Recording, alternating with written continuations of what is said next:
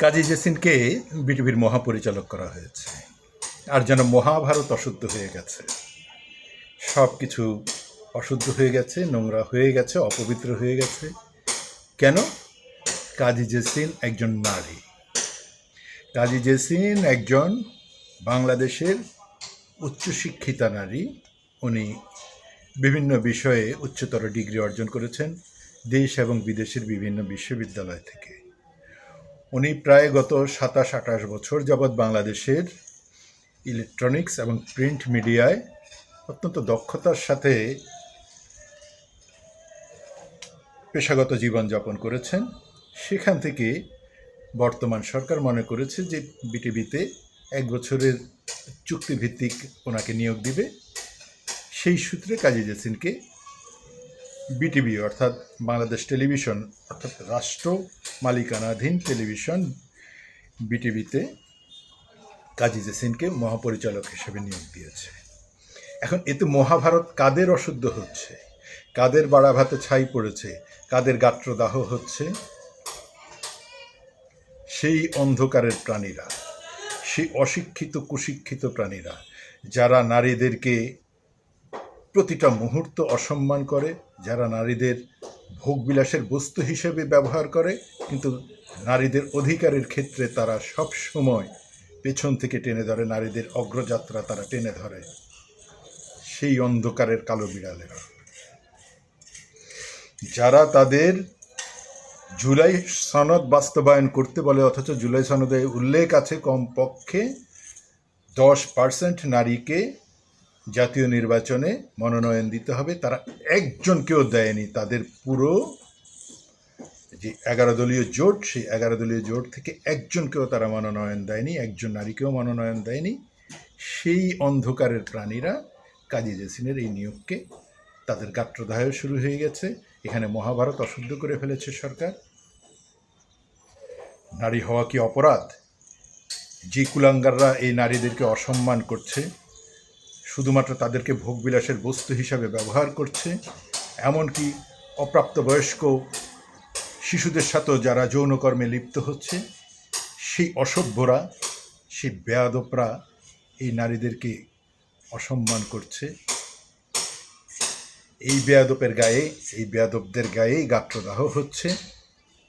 কেন কাজী জেসিন নারী হবেন? কেন কাজী জেসিন পুরুষ হবেন না? সরকার যাকে যেখানে যোগ্য মনে করছে, যেহেতু সরকার চালাচ্ছে একটি নির্বাচিত রাজনৈতিক দল, একটি নির্বাচিত সরকার এখন দেশ পরিচালনা করছে, তারা যেখানে যাকে যোগ্য মনে করবে, যেখানে যাকে উপযুক্ত মনে করবে, তাকে সেখানে নিয়োগ দিবে। এই 5টি বছর তারা তাদের মতো করে, এটা শুধু বাংলাদেশ কেন, আমেরিকা যে সরকার গঠিত হয়, আগের সরকারের রেখে যাওয়া সমস্ত প্রশাসনকে তারা ভ্যানিশ করে দেয় একেবারে। তারা ওই তাদের পেন্টাগন বলেন, তাদের হোয়াইট হাউস বলেন, সেইখান থেকে সবাইকে বিদায় করে দিয়ে, এমনকি নির্বাচন তো হয় তাদের এখানে নভেম্বর মাসে, খুব সম্ভবত নভেম্বর বা ডিসেম্বরে, তার 2-2.5 মাস পরে তারা ক্ষমতা নেয়। এর মধ্যে তারা কাকে কোথায় নিয়োগ দিবেন এই প্রশাসনটা তারা তৈরি করতে থাকেন। সেখানে আগের সরকারের কেউ থাকে না। তাহলে বাংলাদেশে কোনো কিছু করতে গেলেই এটাকে দলীয়করণ বলে চিৎকার। আরে ভাই, দলীয়করণ না বলে আপনি দেখেন সেখানে সেই মানুষটা যোগ্য কিনা, উপযুক্ত কিনা, তার সেই কাজটি করার জন্য তার জ্ঞান, মেধা, শিক্ষা আছে কিনা, সেখানে সে একজন সৎ মানুষ হিসেবে নিয়োগ পেয়েছে কিনা, কোনো চোর বাটপারকে নিয়োগ দিয়েছে কিনা সেটি দেখেন আপনি। যিনি অস্ত্র নিয়ে ঘোরাফেরা করতেন, যিনি মাদকের ব্যবসা করতেন, সেরকম কাউকে সরকার নিয়োগ দিয়েছে কিনা সেটা দেখেন আপনি। কাজী জেসিন একজন নারী হয়েছেন, একজন সুশিক্ষিত নারী হয়েছেন, উচ্চশিক্ষিত নারী হয়েছেন, এটা তো অপরাধ হতে পারে না। কেন তাকে আপনারা কাঠগড়ায় দাঁড় করাচ্ছেন? কেন তার সমালোচনা করছেন? যিনি গত 27-28 বছর ইলেকট্রনিক এবং প্রিন্ট মিডিয়ার বহু মাধ্যমে নিজের দক্ষতা যোগ্যতা প্রমাণ করেছেন, করে উনি সরকারের কাছে একজন উপযুক্ত মানুষ হিসেবে প্রমাণিত হয়েছেন।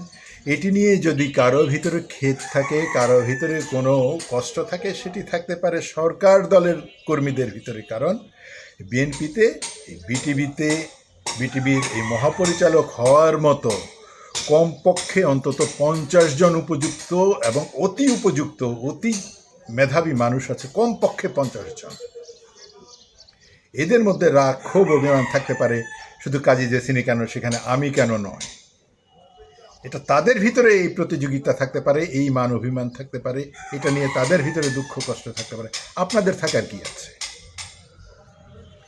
আপনাদের তো একজন ইঞ্জিনিয়ার মার্দিয়া, উনি তো বলেই ফেলেছেন যে ওনারা সংসদ সদস্য হিসেবে নির্বাচন করতে চাচ্ছেন না, কারণ ওনারা পুতুল হিসাবে যাবেন না। আবার ঠিকই পরে সংরক্ষিত আসনে ঠিকই উনি সংসদে গিয়েছেন। এই যে মিথ্যাচার, স্ববিরোধিতা, এতেই আপনারা রাজনৈতিকভাবে বারবার মানুষের কাছে ধিক্কৃত হচ্ছেন, নিকৃষ্ট হিসেবে নিজেদেরকে প্রমাণিত করছেন। এই অন্ধকারের কালো বিড়ালরা আমাদের রাজনীতিতে কখনো আশার আলো সঞ্চার করতে দেয় না।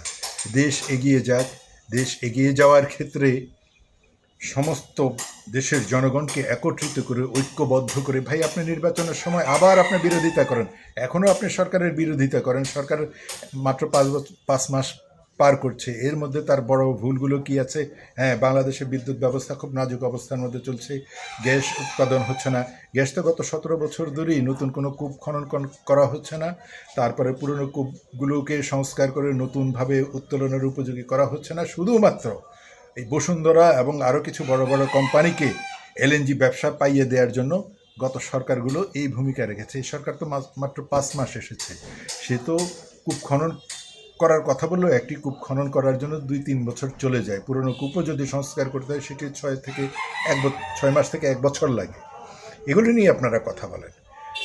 তারপরে জিনিসপত্রের দাম বেড়ে গেলে সেটা নিয়ে আপনারা কথা বলেন, যেগুলো মানুষকে সম্পৃক্ত করবে এবং মানুষের মনের কথাগুলো বলবে।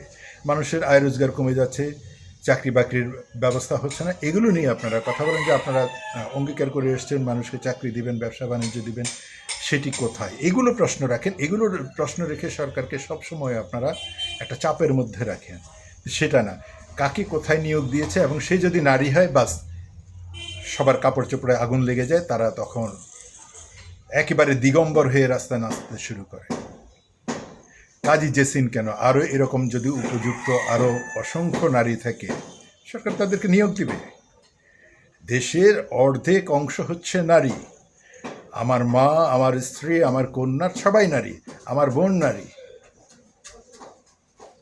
তাদেরকে কেন সরকার নিয়োগ দিবে না? এই সরকার তো কোনো অন্ধকারের প্রাণী না, অন্ধকার জগতের বাসিন্দা না। এই সরকার একেবারে দিনের আলোর মতো স্বচ্ছ থাকতে চায়। সুতরাং সে নারীদেরকে নিয়োগ দিবে। এরকম কাজী জেসিনের মতো অসংখ্য অসংখ্য উপযুক্ত নারী রয়েছে, যোগ্যতা সম্পন্ন নারী রয়েছে, যারা উচ্চ শিক্ষায় শিক্ষিত, এই দেশকে অনেক কিছু দিতে পারে তার জ্ঞানে মেধা শিক্ষা দিয়ে। তাদের প্রয়োজনে অসংখ্য কাজী জেসিনকে সরকার নিয়োগ দিবে। আপনাদের যত গাত্রদাহ হোক, আর এতে যদি মহাভারত অশুদ্ধ আপনাদের হয়ে যায়, আপনারা অন্ধকারে থাকার প্রাণী, অন্ধকারেই থাকবেন, কিন্তু কাজী জেসিনরা এই দেশকে এগিয়ে নেওয়ার জন্য তাদের শিক্ষার ভূমিকা রাখবে।